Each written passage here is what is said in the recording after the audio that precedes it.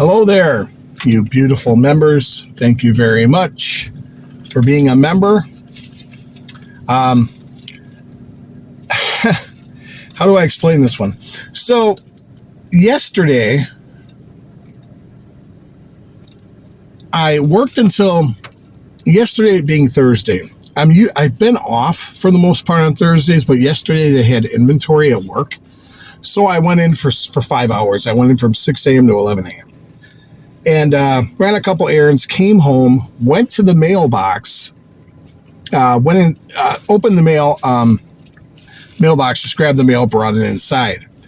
And I had been trying to, they did a plant shutdown the week of the 4th of July.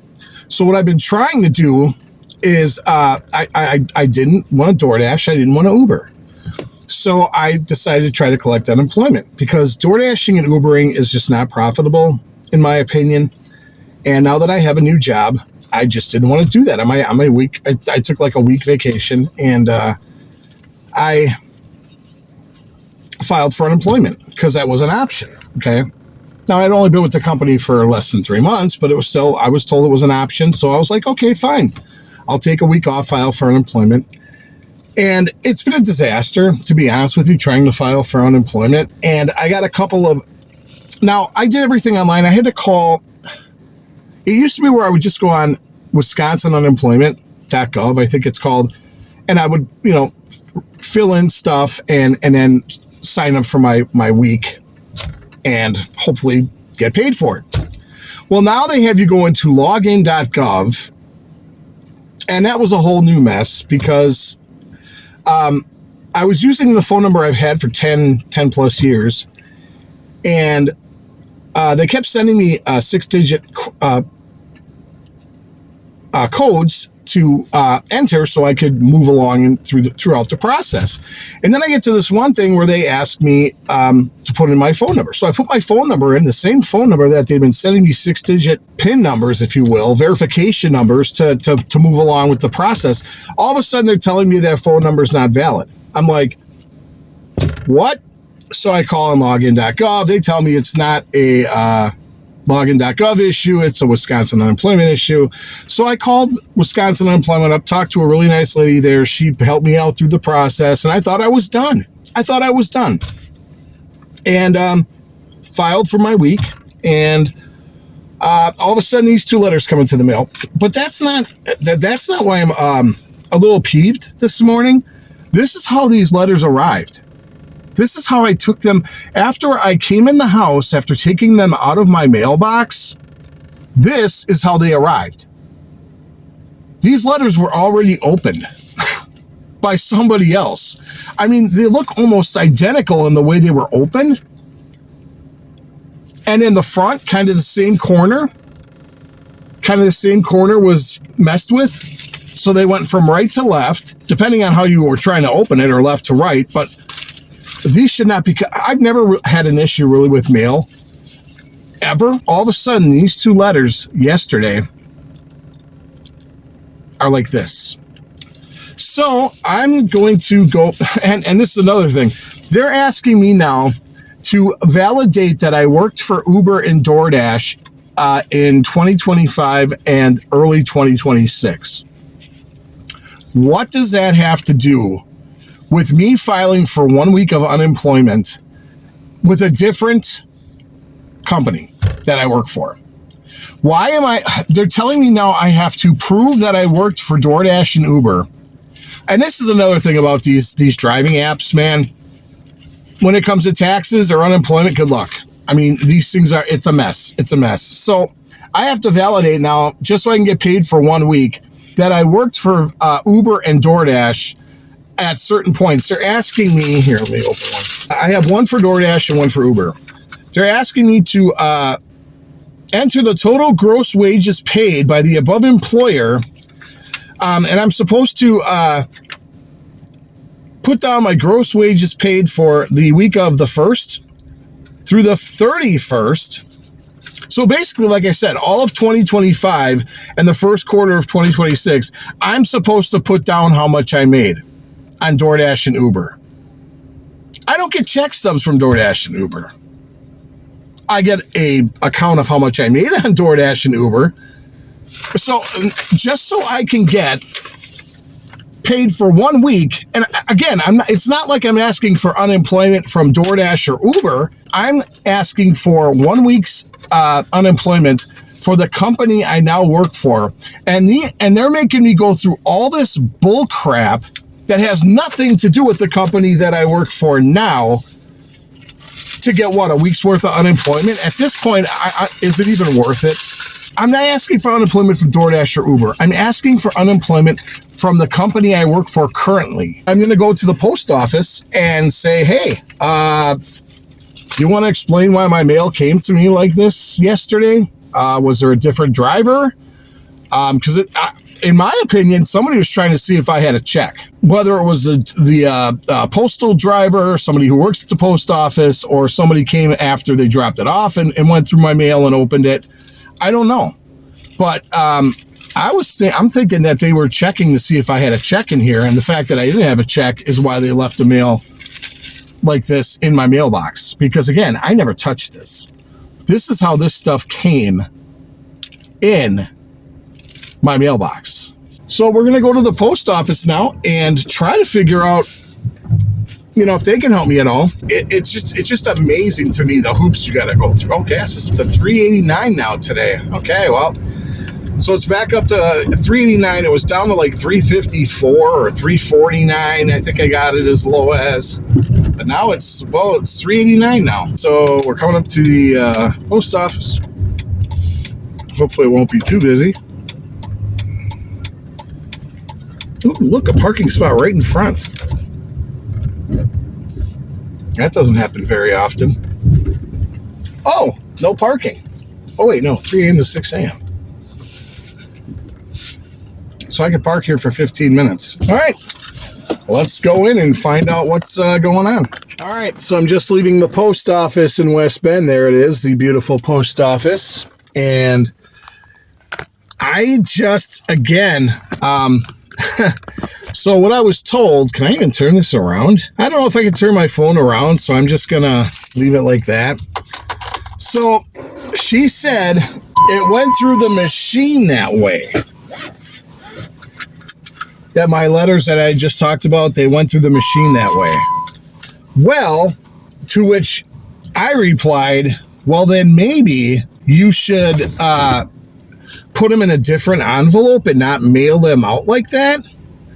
So they got jammed in the machine. It looks like somebody ripped my letters open, and you guys did nothing to rectify the situation. You didn't put it in a new envelope. You just sent it out like that. I mean, I really? My mail's all ripped up to shreds. It looks like somebody opened it, and you're going to send it out like that anyway. If I was running a post office and saw that stuff happening, I would have changed the envelopes. Now, it's not an issue I constantly have with the post office. I don't think I've ever had an issue like that with the post office. But if that's going to happen to your mail at the post office, then rectify the situation, put it in a new envelope, and seal it. So when it shows up at my door, it doesn't look like somebody ransacked through my mail. Everywhere you look, it's just everywhere you go, it doesn't matter where you go, things are just, it's like nobody cares anymore. Comment below if you feel the same way, as if just like everywhere you go, restaurants, post offices, anywhere, it's like the customer service, it's like they don't care anymore. I'm seeing that more and more, in my opinion. This is my own take on this situation, but I'm seeing it more and more, especially when I was out doing DoorDash and Uber. It seemed like most places I went to, they didn't care. It's back. The fire smoke, that is. Let me be more specific. The Canadian fire smoke, that is. I do not remember a time when there has been like multiple years in a row of fire smoke from Canada. But all of a sudden, it's like the last couple of years, every summer we have days like this because of Canadian wildfire smoke. It is Sunday. It is 11:40 a.m. and I'm finally getting out. Today was one of those days. I didn't sleep good last night, which is a bummer because I probably won't sleep that good tonight because I got to work tomorrow. And then, of course, when you go back to work, you can't sleep. I'm not planning on doing much. I'm just going to get gas right now, and I'm probably going to go down to Jackson because it's cheaper in Jackson. It's 20 cents cheaper if I drive 8 miles to fill up my tank than it is here. I have the Gas Buddy app, and I was kind of looking around to see where gas was cheaper. And they said the Eastside BP in Jackson is $3.59. Every place else is either $3.74 or $3.79. So if I could save 20 cents a gallon, I'll do it. I'll take the 8-mile drive. I'm not driving as much as I used to, nowhere near as much as I used to. Everywhere I look reminds me of her. It's smoky today. Another smoky day. We didn't have smoke. It cleared up Friday evening. And then yesterday was pretty much smoke-free. You couldn't smell it. It's not supposed to be that hot today. It's only supposed to be, I don't think we're supposed to hit 80 today. It's 77 right now. And it's almost noon. I've been doing a bunch of editing. I've been editing a bunch of episodes of stuff I filmed. I have this really cool attraction in Roscoe, Illinois I went to with Mrs. Yogi about a week ago. I got to start editing those. There's going to be multiple episodes of this place because there's just so much to see. I don't know how many episodes, 2, 3, 4, no idea. And then I'm caught up. I don't have anything shot. Or do I? No, I don't actually. So, I'm just trying to think of some stuff to do. Got a road trip coming up for a weekend in August with Mrs. Yogi and our youngest son. We are heading somewhere in Wisconsin. But I'll give you a hint. My wife and I were married there. So we're going to be heading back there middle of August. Other than that, as far as road trips or any trips go, I really don't have anything planned. There's things I'd like to do. I'd also like to go to the Bristol Renaissance Fair at some point this summer. And the thing is, they're only open like June, maybe even July and August. June, July, and August on weekends only. So you gotta get there. You don't have a whole lot of time to get there. I like to go to the Wisconsin State Fair. There's that awesome school building on the right. That old school. Unfortunately, the roof is starting to cave in there. We need rain. It's been a very dry period for us. We need some rain to clear out this air. But I don't think we have any coming. It's just been a very dry summer. All right, gas luckily was still $3.59 here in Jackson, and plus with my Pick and Save card, I was able to save 10 extra cents, so $3.49 a gallon. So I saved 30 cents a gallon than if I would have bought it in West Bend. So $3, saved like $3. A lot of road closures here. Oh my goodness. Good old Jackson, Wisconsin. I'm now heading west on Highway 60, as the sign says there. What's that? National Night Out, Thursday, August 6th. Here's the somewhat new Village of Jackson Fire Department Village Hall. Glacier Hills Credit Union's kind of new, a couple years.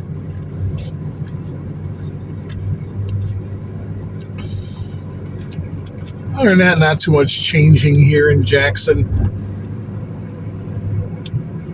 I've done episodes in the past here. There's Coffeeville. They have pretty good food. Eaten there a couple times.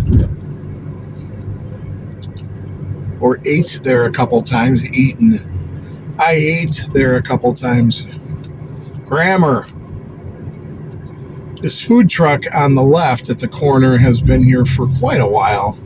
Must be doing all right because they're still selling out of this corner. I don't know if they're open today or not. Now we're going to be coming into the downtown district of Jackson. That's a cool little Ford right there.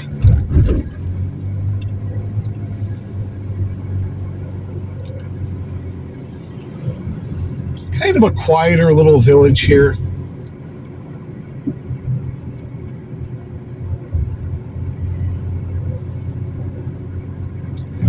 The old jailhouse, village hall is right there. I don't know if they sold that or not. I know it was for sale. Here's pretty much the downtown right here. They got a little motel right here in the middle of the heart of downtown. Jackson Motel. There's Royal Oak Antiques. And that's about it. That was the downtown there. That little intersection by the railroad tracks.